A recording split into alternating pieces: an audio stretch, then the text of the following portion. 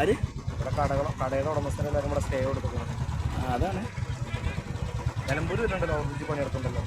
അവിടെ അടച്ചിരുന്ന റോഡ്. അവിടെ കഴിഞ്ഞ ബഡ്ജറ്റിൽ പറഞ്ഞ് വെച്ചിന്. അടുത്ത ബഡ്ജറ്റിൽ നോക്കാം.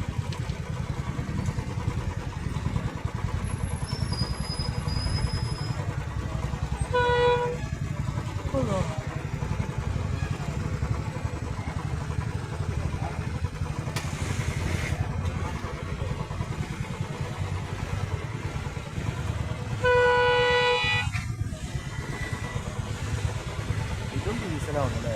ഡീസലാ. എഞ്ചിനൊക്കെ മാറിയിട്ടോ.